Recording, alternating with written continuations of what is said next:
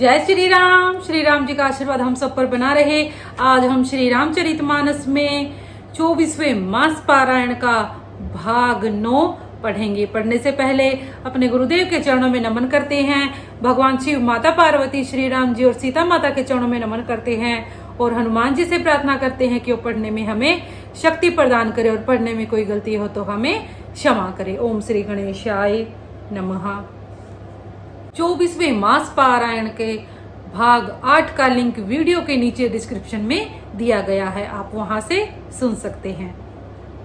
ऐसे परम कृपालु प्रभु को छोड़कर जो मनुष्य दूसरों को भजते हैं वे बिना सींग पूंछ के पशु हैं। अपना सेवक जानकर विभीषण को श्री राम जी ने अपना लिया। प्रभु का स्वभाव वानर कुल के मन को बहुत भाया। फिर सब कुछ जानने वाले, सबके हृदय में बसने वाले, सब रूपों में प्रकट, सबसे रहित, उदासीन कारण से अर्थात भक्तों पर कृपा करने के लिए मनुष्य बने हुए तथा राक्षसों के कुल का नाश करने वाले श्री राम जी नीति की रक्षा करने वाले वचन बोले। हे वीर वानरराज सुग्रीव और लंकापति विभीषण, सुनो, इस गहरे समुद्र को किस प्रकार पार किया जाए। अनेक जाति के मगर, सांप और मछलियों से भरा हुआ यह अत्यंत अथाह समुद्र पार करने में सब प्रकार से कठिन है। विभीषण जी ने कहा, हे रघुनाथ जी सुनिए, यद्यपि आपका एक बाण ही करोड़ों समुद्रों को सोखने वाला है, तथापि नीति ऐसी कही गई है कि पहले जाकर समुद्र से प्रार्थना की जाए। हे प्रभु, समुद्र आपके कुल में बड़े पूर्वज हैं, वे विचार कर उपाय बतला देंगे। तब रीछ और वानरों की सारी सेना बिना ही परिश्रम के समुद्र के पार उतर जाएगी। श्री राम जी ने कहा, हे सखा, तुमने अच्छा उपाय बताया, यही किया जाए यदि देव सहायक हो। यह सलाह लक्ष्मण जी के मन को अच्छी नहीं लगी। श्री राम जी के वचन सुनकर तो उन्होंने बहुत ही दुख पाया। लक्ष्मण जी ने कहा, हे नाथ, देव को कौन भरोसा, मन में क्रोध कीजिए और समुद्र को सुखा डालिए। यह देव तो कायर के मन का एक आधार है। आलसी लोग ही देव देव पुकारा करते हैं। यह सुनकर श्री रघुवीर हंसकर बोले, ऐसे ही करेंगे, मन में धीरज रखो। ऐसा कहकर छोटे भाई को समझाकर प्रभु श्री रघुनाथ जी समुद्र के समीप गए। उन्होंने पहले सिर नवाकर प्रणाम किया, फिर किनारे पर कुश बिछाकर बैठ गए। इधर ज्यों ही विभीषण जी प्रभु के पास आए थे, त्यों ही रावण ने उनके पीछे दूत भेजे थे। कपट से वानर का शरीर धारण कर उन्होंने सब लीलाएं देखी। वे अपने हृदय में प्रभु के गुणों की और शरणागत पर उनके स्नेह की सराहना करने लगे। फिर वे प्रकट रूप में भी अत्यंत प्रेम के साथ श्री राम जी के स्वभाव की बड़ाई करने लगे। उन्हें दुराव अर्थात कपट वेश भूल गया।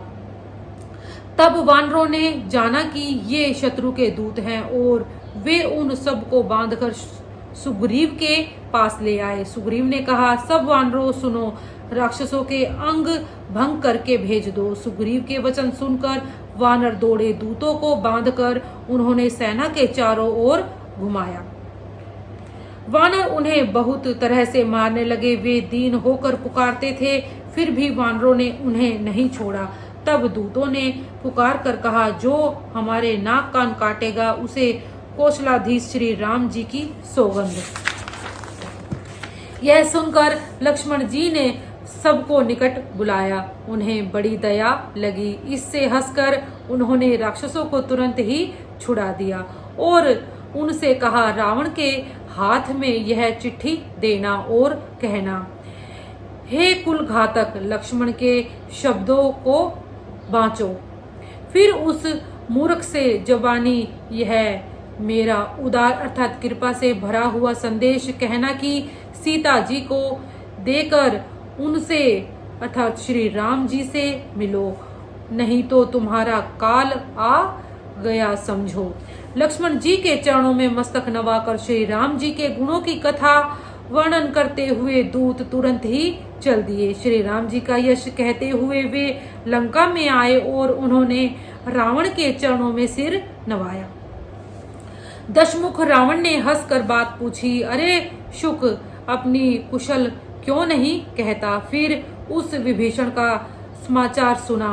मृत्यु जिसके अत्यंत निकट आ गई है। मूर्ख ने राज्य करते हुए लंका को त्याग दिया। अभागा अब जौ का कीड़ा अर्थात घुन बनेगा।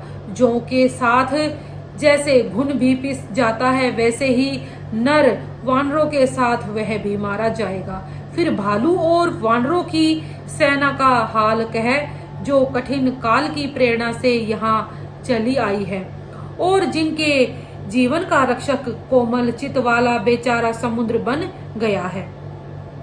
फिर उन तपस्वियों की बात बता जिनके हृदय में मेरा बड़ा डर है। उनसे तेरी भेंट हुई या वे कानों से मेरा सुयस सुनकर ही लौट गए? शत्रु सेना का तेज और बल बताया क्यों नहीं? तेरा चित्त बहुत ही चकित हो रहा है। दूत ने कहा, हे नाथ, आपने जैसे कृपा करके पूछा है वैसे ही क्रोध छोड़कर मेरा कहना मानिए। जब आपका छोटा भाई श्री राम जी से जाकर मिला, तब उसके पहुंचते ही श्री राम जी ने उसको राज तिलक कर दिया। हम रावण के दूत हैं, यह कानों से सुनकर वानरों ने हमें बांधकर बहुत कष्ट दिए, यहाँ तक कि वे हमारे नाक कान काटने लगे। श्री राम जी की शपथ दिलाने पर कहीं उन्होंने हमको छोड़ा। हे नाथ, आपने श्री राम जी की सेना पूछी तो वह तो 100 करोड़ मुखों से भी वर्णन नहीं की जा सकती। अनेकों रंगों के भालू और वानरों की सेना है, जो भयंकर मुख वाले, विशाल शरीर वाले और भयानक है। जिसने नगर को जलाया और आपके पुत्र अक्षय कुमार को मारा, उसका बल तो सब वानरों में थोड़ा है। असंख्यक नामों वाले बड़े ही कठोर और भयंकर योद्धा हैं। उनमें असंख्यक हाथियों का बल है और वे बड़े ही विशाल हैं। द्विविध, मयंद, नील, नल, अंगद, गद, विकटास्य, दधिक मुख, केसरी, निषठ, शठ और जाम्बवान, ये सभी बल की राशि हैं।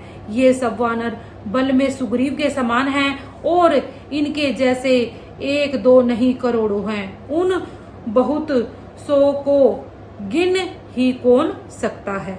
श्री राम जी की कृपा से उनमें अतुलनीय बल है। वे तीनों लोगों को तृण के समान तुच्छ समझते हैं। 24वां मास पारायण आज हम यहीं तक पढ़ेंगे। इसी के साथ बोलते रहिए जय श्री राम।